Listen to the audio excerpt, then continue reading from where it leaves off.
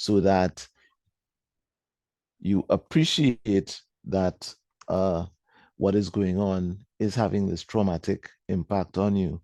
And because the experiences might be subtle, might be nuanced, might be sometimes justified by the people around you or rationalized, it's sometimes difficult to acknowledge that, and you might engage in some self-blame. So you have to negotiate through that. And then once you've done that, then you could proceed with the strategies that might allow you to disentangle, identify what is causing it, why you're reacting the way you're reacting, whether the issues are situational, how much of them come from your perception of what's going on, what are the kind of more global issues in terms of the environment that might be contributing to it, and ultimately how can it be solved, how can it be addressed in a way that reduces the traumatic experience and helps you to heal. Thank you. Question from Judy Raymond. Hi, I'm not sure if it's a question exactly, but I noticed that when Dr. Hutchinson was talking earlier about possible solutions to the whole trauma, anxiety, depression complex, one thing I don't remember hearing him mention as being useful was exercise. And if you've read anything about trauma at all, you did. Okay, well, I think that needs stressing. Yes, he did. Yes. It's simple. Anybody can do it by themselves, and it definitely helps. And people who've written about trauma, you know, their whole books, like Bessel van der Kolk's "The Body Keeps the Score," and that's connected with the fact that, as Professor Hutchinson did say, stress, trauma, etc., can lead to major physical problems, and they are very much interconnected. I do have a question, actually, and that is, I worry in particular about some of our crime reporters who very often see, and if they don't have to see, very often have to write about really, really awful things day after day, month after month. And a lot of them make as if, oh, they're coping fine with it, but it's not at all clear that actually they are. So I guess the question is how to get people to acknowledge or recognize maybe them in themselves that they are being badly affected by what is their everyday work, what they do all day, every day. Well, firstly, I certainly agree with you. And I did mention exercise as a strategy to manage, but like you say, it's something that you could do, and people should be encouraged to do it, both as a means of stress relief, but also for their health. In mental health, the process that is used to address that is something called supervision, referring to your question about crime reporters. And in supervision, a therapist engages with usually somebody senior, and kind of goes through their own emotional responses to the cases that they've been seeing, which, of course, not at the same level and not at that same direct exposure to these, terrible incidents. But of course, the accounts that people bring to therapists can also be quite emotionally exacting, and some instances terrifying, not to mention saddening. So I think something similar might be the best approach, where the crime reporters are able to engage with somebody senior, and I guess in lay terms, it might be a kind of debriefing, but it's more than that. It's some a kind of emotional unburdening. And I talked about safe spaces, and the space where that happens has to be safe, meaning that they have to be able to express themselves and really say how they feel, because that usually is the problem in general, that people don't want to appear weak. They don't want to appear as if they're affected by things for a variety of reasons, more so in men than women. But the process of being able to talk about it and being able to not necessarily seek counsel, but to seek a sense of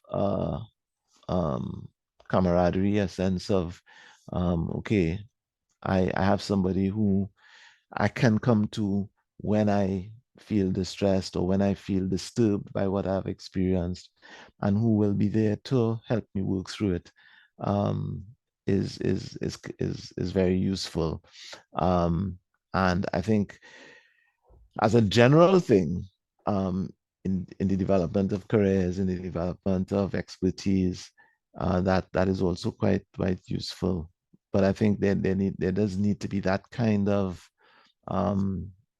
intervention, which also would come under the broad umbrella of social support for people who are exposed to these very difficult things. Supplementary question, Dr. Hutchinson, and before I go on to the other questions, you mentioned that they should talk, you mentioned supervision, you mentioned they should talk to someone senior. Is that something that can be useful if it happens among peers? It can be, except that the value of the senior person, and of course, that senior person would have to have some, particular personality attributes as well, is that they would have either experienced some of it themselves or would have been exposed to it in a way that they can identify and empathize with what the person is going through, and express how they worked through it, how they managed it, how they dealt with the impact of it on their lives and their families, and what they did and what worked and what didn't work. And that's why it has to be, like I said, judgment free and very honest, so that the younger, in inverted commas, reporter, or less senior, can also learn from it in terms of what may not have worked for the senior person, and to, like I say, work through it, because there are no real right answers, because everybody's going to work through trauma in their own way and have to find ways that are unique to their own circumstances and their own personalities. But what you need is the sense that there's somebody there who you could talk to, who could hold your hand if you needed, who could put their hand around your shoulder, and who you could be honest and open with about what you feel, so that you could, find ways to negotiate it. So if there are peers that can do that, like let's say somebody who was a crime reporter, but maybe working on another desk, but has had the experience and has that kind of personality, then certainly it could work with peers as well. Okay, before going on to Mr. Cummings's question, I should point out that, and I'm engaging in wild conjecture here, but I have seen Judy talking from a position of experience. I've personally seen her pounding out plenty pavement. So there's that. Mr. Cummings, you had a question? Yes, thank you, host. Professor, I just wanted to go back on the issue you raised regarding the toxic work environment. And I imagine if one extends that, there could also be a toxic situation within the home, but more so in the workplace. You might be able to manage, or one might be able to manage, your own domestic situation at home. But how do you address that within the workplace? Because, you would have, of course, seniors, you would have, workplace policies and what have you. And sometimes one might be working under some kinds of conditions that you have no control of. I'm wondering how, how one can be guided in terms of trying to treat it. I mean, you can decide to leave the job. that's probably one way. But help us. How does one, deal with that? Well, I mean, I think the first step is to identify what the source of the problem is, or where the sources of the problem are, so that you're able to, and inclusive of your own reaction. So is it something that is related to how you perceive things as against how things might actually be. So you have to be able to in a sense, dissect the components of the toxicity and work out a kind of hierarchy as in terms of what is driving it, what is supporting it, what is enabling it, and how your behavior is affected by all of that. And in so doing, obviously it will call for an understanding of the environment that you function in, meaning, you know, the levels of supervision, the who are the decision makers, who are the people who can intervene in particular situations, and having dissected the problem, then come up, determine some kind of strategy to deal with it. As you said, one strategy is to say, well, that's too much work, I'm leaving. And as you all know, certainly, I don't know if it's happening here, but certainly there have been reports in Europe and the States of, you know, people leaving jobs for that reason. They feel it's just not worth the effort to navigate those kinds of problems. But if you value what you do, and maybe you think the organization that you work for is ultimately one that does care about you, then you'd be willing to persevere. But that's a very important point too. Many people don't feel that way about the organization they work for. Again, for a variety of reasons, some of them experiential, some of them what had been reported them by other people, perhaps. But it's really about being able to look at it squarely, acknowledge where the problems are, be honest with yourself about what the problems are, both for yourself and the organization, and come up with ways to deal with it. I think the first step should always be to solve it. And if you've tried and that fails, then of course, I don't know what the status of union representation is and how effective it is, but that would be, of course, another step. I think most companies now have EAPs or access to EAPs, employee assistance programs. So that would be a third step. And then ultimately, like you said, it will probably come down, if all has failed, to should I stay or should I go? And then I suppose it's a question of economics as well. I mean, this Of might be course. a job that, I mean, that puts That food you on need, the that you have table, to have. yeah, and how do you balance that? You know, it's that is for me, you know, Well, a difficult decision. this is where It can be a difficult decision. I think this is where Maslow's hierarchy comes in, because come what may, no matter how uncomfortably you feel, you need to feed yourself, you need to have a shelter, you need to live. And if the economic demands, and I've seen that many times, people have left jobs not fully working through those issues and then find themselves in a worse situation because of those economic considerations, and regret having made the decision to leave because they hadn't come up with an alternative or a viable alternative that addressed the needs that they have. So I think it's important, and that's why that honesty about your circumstances is critical. So you have to be clear about that and recognize that in attempting to solve the problem, you also have to be cognizant of what your needs are and how those needs are met by your workplace activity. Let Thank me you. just jump in here with an observation, Dr. Hutchinson. You mentioned Maslow, and I had a question related to that, and it was, you know, what happens if the baseline of Maslow, the income that enables survival, is itself uncertain? So, you know, we talk about, you know, if you're not happy somewhere, it's too toxic, you leave and go to another job, but there may be no other job in the industry. So that brings its own level of pressure and concern as well. And of course, so then the next step might be to leave the industry altogether. But that's the and people have done that too. They've changed careers, changed because it's just not working out.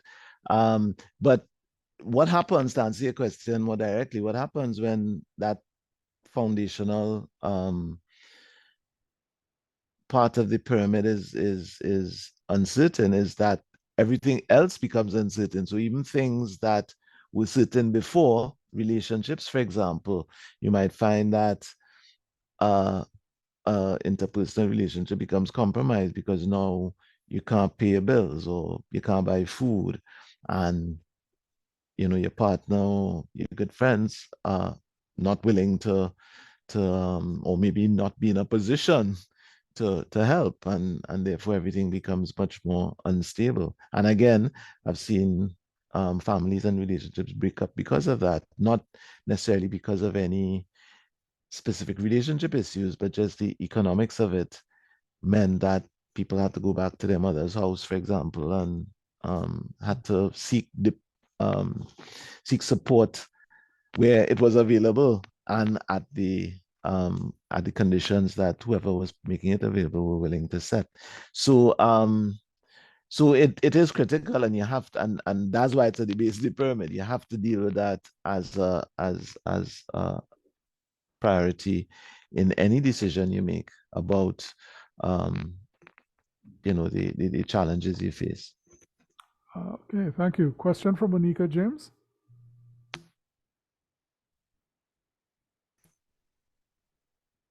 Is Anika there?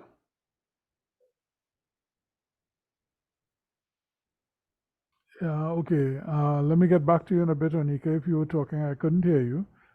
Joel, do you have a question to pose to Dr. Hutchinson? Hey, morning, Mark. Sorry, Morning. afternoon, Mark. Thank you for the opportunity. Good day. Yeah, good day. All right, so firstly, I just want to thank Professor Hutchinson for a very informative presentation so far. Very interesting, very informative. My question really, criticism is a part of everything that we do. One of the things that we are experiencing now in the media, persons with the advent of social media, people are able to give real-time criticism to stories, even the appearance of journalists on camera, etc. So my question really is, with the advent of this that is taking place, what advice would you have for journalists to kind of deal with that kind of criticism, that level of criticism on a daily basis, not just on their work and the professionalism, but otherwise? What advice would you give Professor Hutchinson? Well, I mean, I think it is a challenge, and as we had said, I mean, what you guys do is public and very emotive too, so that it's not just the public nature, but the fact that people will interpret what you write or what you say in ways that will draw criticism and sometimes even more than criticism. Because again, I know that, I mean, journalists have been threatened, for example, and I don't know, perhaps even more than that, because of what they've written. So I think it comes down to a commitment to your craft, and I guess that also begs some of the questions you were raising before about how you engage with the challenges of your workplace. You have to decide if you're willing to deal with these conditions that come with what you do. And I think you have to find ways to use it constructively to develop your craft and to be able to view it in that context. Of course, as I said, if the threats become more, the criticisms become threats and become personal, and I mean that takes it up another level. And again, you have to face those same decisions. Am I willing to continue to work in that kind of environment? And if the answer to that is yes, what do I need to protect myself from those things? But I think that as with the arena of raised hands. Once you raise your hand, it's like if you're in a classroom and the teacher asks a question, you raise your hand. When the teacher points to you, you have to be willing to say what you have to say. And it might mean that what you say is derisively laughed at by your friends in the class or your peers in the class, and the teacher might tell you you're talking nonsense. But you have to use that to learn. Am I really talking nonsense? Is it that they don't understand what I'm saying? Is it that I said it inappropriately? And you have to use that now, like I said, to grow your skills. So I think that idea of the growth mindset, I think is the simple answer to the question. You have to try to use everything that you experience as a means for growth. Easy to say, very difficult to do, but I think it becomes easier if you're committed to developing your craft and being able to recognize that these are the things that allow you to develop your craft. Onika isn't able. Sorry, I was just going to say that Onika was saying that her mic has gone, so she had a question and she asked if there was time for media managers and owners to incorporate crisis managers at the workplace. Well, again, that's a policy decision. I mean, I think they should, and there are various techniques or mechanisms that could be used to allow for it. But again, like with everything else, the first step is to recognize the need and to recognize the nature of the need, because different organizations, different media organizations might have different needs. And one of the most fundamental things about mental health, especially because our brains are so individual, is that one size doesn't fit all, and you have to find the right approach for the right circumstance and the right people, which again is easy to say, but is something that does require an investment of resources and of time. And the powers that be in these organizations have to be willing to make those investments. And unfortunately, many are not, for a variety of reasons. But if it's done badly, sometimes it makes the situation worse rather than better. So I think it's important that it's done as well as it could be done.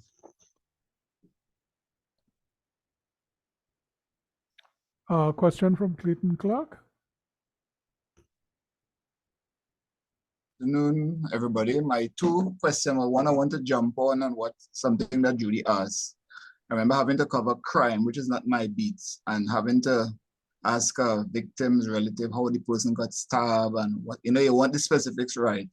And it dawned upon me then, how do crime reporters really go through this every day? You have to get the details right. And secondly, Dr. Hutchinson, you mentioned about knowing where I don't want to say shortcomings, but your vulnerabilities are. So I'm asking, how do I go to my head of news and say, well, I'm a victim of domestic violence. I don't want to cover that assignment. How do you go and, does it make you less marketable because I can't do this, I can't do that? And sometimes news are just news heads or houses are just interested in getting the story done.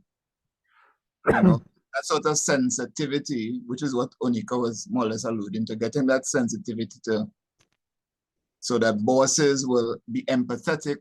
I mean, yes, the work has to get done, but the empathy and the balance of we are human, we have issues, and those things need to be managed even in the workplace for us to do our job better, and even as persons to help us to cope more with our personal issues.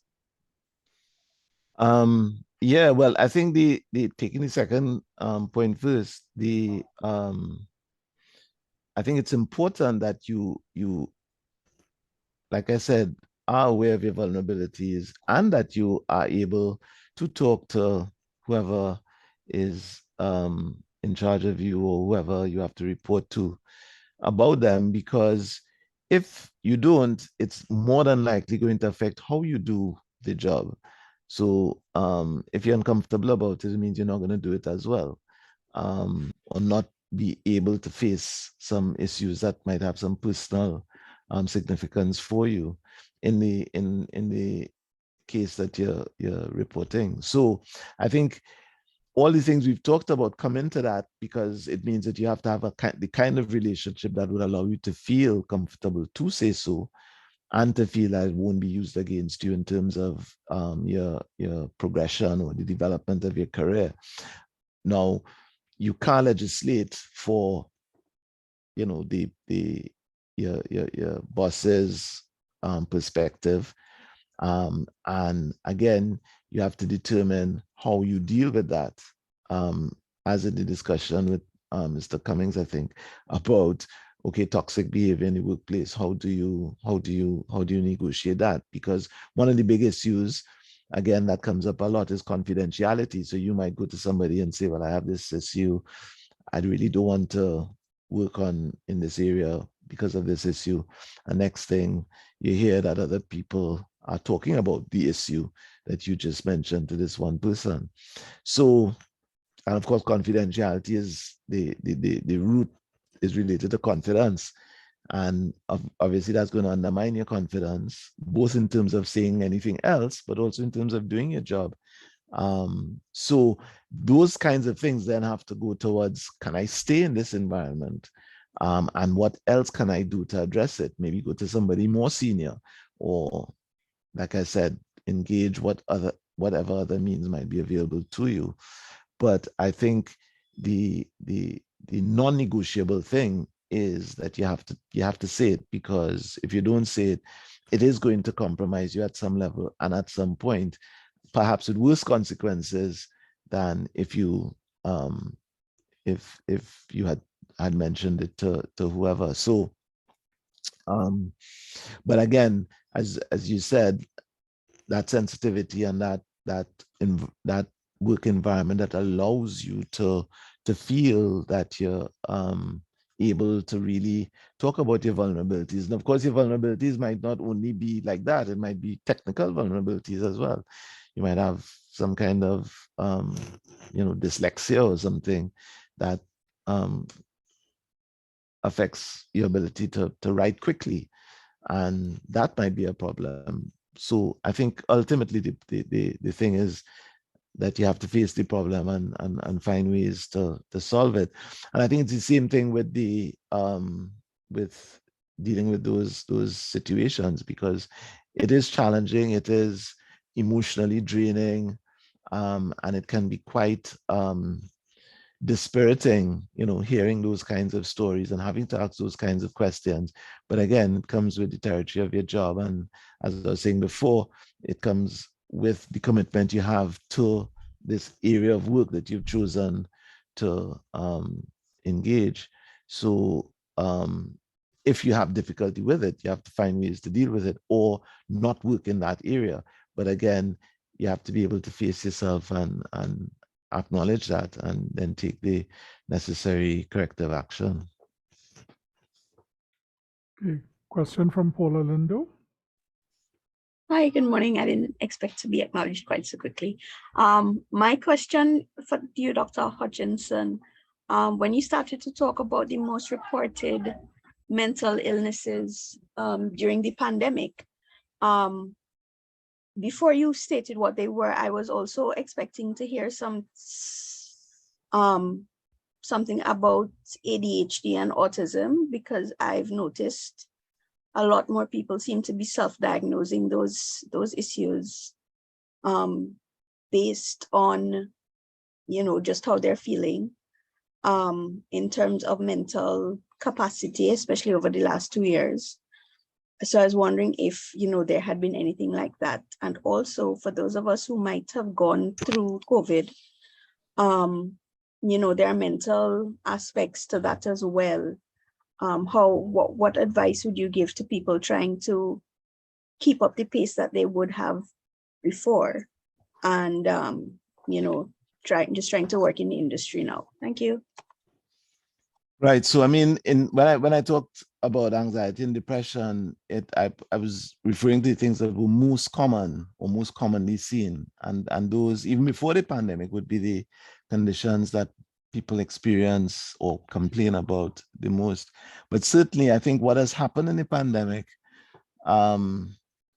which is also fascinating in its own right, is that because I think mental health has become more central, people are now more interested in their mental health, and because people have had more time at home, in inverted commas, and have had to be online more as well, you found that people have started searching for stuff that perhaps they might not have searched for before, and are now realizing, but wait, these feelings that I have a name, and this is the name that it has, and therefore also now seeking help for it.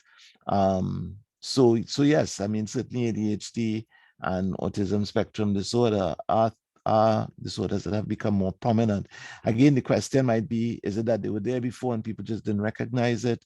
Or is it that because of the stresses of the pandemic, particularly for the children in terms of online school and the challenges that they have faced, and as we've seen in terms of the results across the region, in terms of performances at the various exams, and that is not to say that the exams are necessarily the best means to pick these things up, but as a kind of gross measure, it does suggest that these certainly the things that perhaps were present to counterbalance them in their absence, we're seeing them emerging more now. And certainly there is a need for continuing, public awareness about those issues like ADHD and autism spectrum, which can also persist into adulthood, especially when they're not treated in the developmental age range. So I think that the COVID related questions, of course, people would have had developed COVID, and as is clear, COVID is what we call a neurotrophic virus, meaning that it affects the nervous system, as evidenced by the loss of your sense of smell as one of the symptoms. And neurotrophic viruses are all known to have long-term effects. So it's not surprising that this concept of, or this condition of long COVID exists. And again, it's about facing the reality of your circumstances. If you don't feel able, if you don't feel that you're able to do what you used to do with the same effectiveness or at the same speed, then you need to step back and analyze it and work out what the reasons might be. And there's also something called a post-viral syndrome, where people who've had serious viral illnesses develop a kind of something equivalent to chronic fatigue syndrome, where they're constantly tired, constantly stressed, easily disrupted, and they find it difficult to readjust or reacclimatize to work environments. So that so yes, I think it's about awareness and seeking help. Unfortunately, help, particularly for things like long COVID, is not easily accessed. There's still, a lot of debate about whether it really exists and how much of it is psychological, how much of it is physical. But I think that if you go seeking help, eventually you'll get some support for it, and that support, even when it's physical, has to incorporate psychological elements too. Okay. Question from, actually, I wanted to ask Robert if he still had a question, because he had his hand up and put it down. Hi, Mark. Good morning, all. Good morning, Professor. Again, thanks for the presentation. Hi. Well, actually, Mark, Judy and Clayton, they sort of touched on the question I was about to ask in terms of not necessarily crime reporters, but I was dealing specifically with photographers, where we have this terminal that we sort of numb now to all the graphic imagery, etc. when you're out on assignments. So when they come back to the office and I try to engage them in a conversation on how the assignment went, so everything cool, that's the typical response. But the professor somewhat answered answered along the lines that I was expecting from the questions that Judy and Clayton asked. Mm-hmm. Okay, thanks. Question from Ira? Can't hear you, Ira. You're muted. Thank you so much, Mark, and thank you so much, Professor, for being with us here. This has been an amazing discussion. My question to you is, what are the top 5 symptoms that we need to look out for to know that we need immediate help now, or that it's all going to come apart? And we know that there's need for a kind of structural place for employers to provide that for journalists. But in the absence of that, what is available in the public health spaces for people to understand that this is serious? I'm heading for a collapse. Where do I go? What are the symptoms and where do I go? So I think, as I mentioned in the talk, I think sleep is critical. So if you find that changes in your sleep, you're not sleeping well, you're getting up still feeling tired, you're having trouble falling asleep, I think that's a big sign. The sense of always being tired, losing interest in things, not really feeling as if your life is making sense. And I mean, people have those feelings from time to time. So the thing would be, if they're persistent and if you find you can't shake the feeling, so even when you're doing pleasurable things or things that you normally find pleasurable, you find you still have this nagging or gnawing sense of unease and despair. I think problems with concentration, problems with doing stuff, you find that you're cutting up stuff and you're cutting your hands, you're forgetting the kettle boiling, you're messing stuff up, you're reading the papers and you don't remember what you read. You interview somebody and you can't remember when you interviewed them, what you interviewed them for. So I think problems with concentration would be third on the list. I think feelings that there's a kind of futility to your life, kind of hopelessness. I think if you start feeling like that, then you probably need to talk to somebody.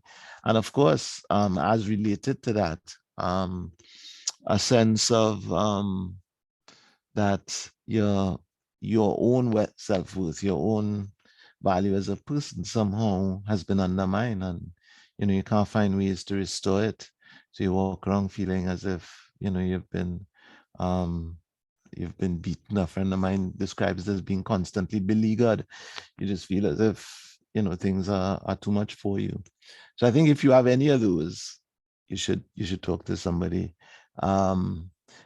Perhaps first a friend, to get their sense of course, a friend you can trust and a friend who can be honest with you. But certainly thereafter, working out a plan to deal with it. In terms of where you can go, so public mental health system works, unfortunately, for the most part, by referral.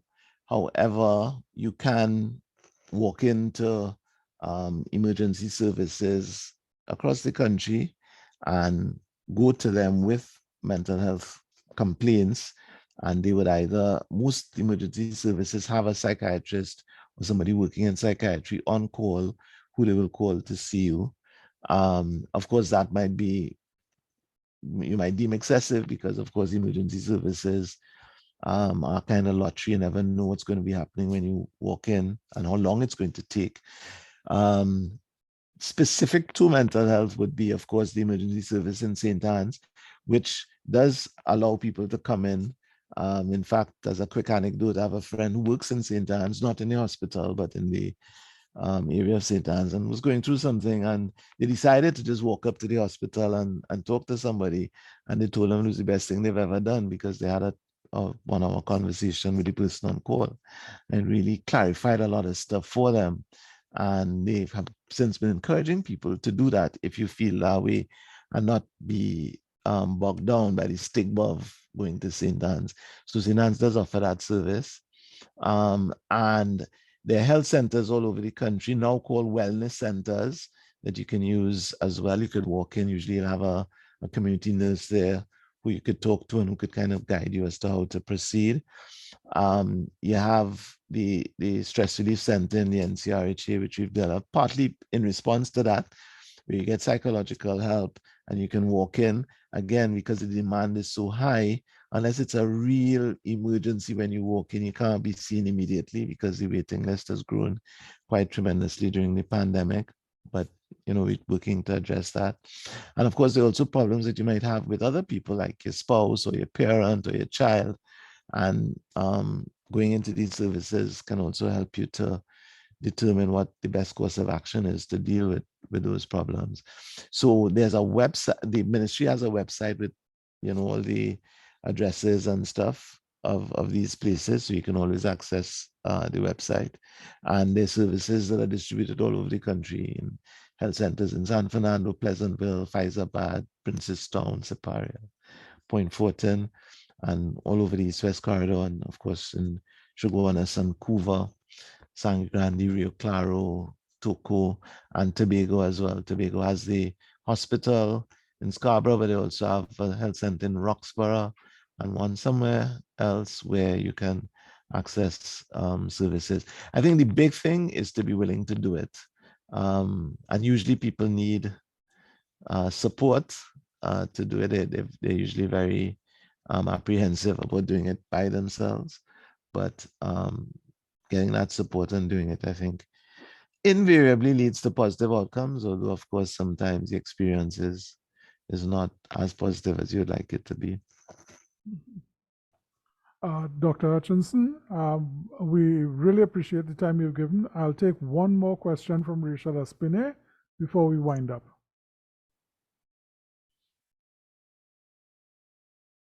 Rachel? Hello. Sorry, my Zoom tends to be a little bit slow. Dr. Hutchinson, thank you so much for a very informative discussion. Something that you brought up that's been ringing in my brain is how a lot of the things that we go through it, people feel as if they're alone and isolated. And I'm curious about how we can create safe spaces or places where we can have some form of peer support. I don't know, as an organization, within a media house, even as the fraternity as a whole, to be able to feel like you're not alone. Because it's lovely to hear a lot of my colleagues when they speak and ask questions. It's the same problems that I went through, they're going through. It's the same issues I've had that they have. And I feel a sense of commonality between us. But oftentimes when you're in distress, you feel isolated. And I don't know if we can create something systemic, because the isolation is within yourself. And because you feel isolated, you don't feel like you're connected to others. Like, I was watching a documentary on men with cancer, terminal cancer, and they did something where they didn't have a support group where they came to talk about their feelings. They just met every week or every other week or once a month to do fishing. And through that fishing activity, they were able to open up to each other and find a sense of camaraderie with each other, and they noted that their mental health greatly improved. So what suggestions can you make for us to create a community where we can have a safe space within the media fraternity? Well, as you say, I mean, I think that should be, to some extent, organizational responsibility, and the workers in the organization should insist or attempt to engage the managers and the owners of the organization to provide that kind of support and that kind of service. As you said, it's difficult because sometimes the feeling is so overwhelming, and because it's also stigmatizing, it's sometimes hard to accept and admit that it is taking place. And that's why I think it's important, as you said, for there to be something systemic. I mean, this organization, perhaps the Media Association, can also have a role there in terms of creating a mechanism where people working in the media can talk to each other, can find ways to engage in that kind of sharing. I mean, you made a very important and useful point about the people getting together to fish, because it doesn't have to be necessarily about coming to talk about my feelings. It might be an activity that people enjoy. It might be playing a game. It might be, going to do something that is mutually attractive to the people in the group. But in doing that, invariably, you'll feel the connectivity to the other members of the group, and that connectivity breeds the sense of support, and then in turn breeds the environment where you are able to express yourself in ways that you might not be able to in your normal work environment. So I think scheduling those kinds of activities, identifying the activities that people would relate to. Fishing is great because it gives you time and the space to talk. Although, I mean, for some, the idea of fishing might not be was morally acceptable, but there are lots of activities that you could engage in that you can use to foster that kind of exchange.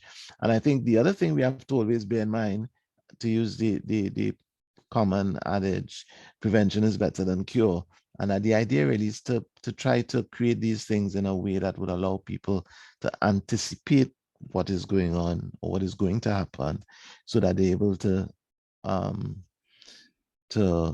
intersect and interfere constructively with it before it leads to a major problem.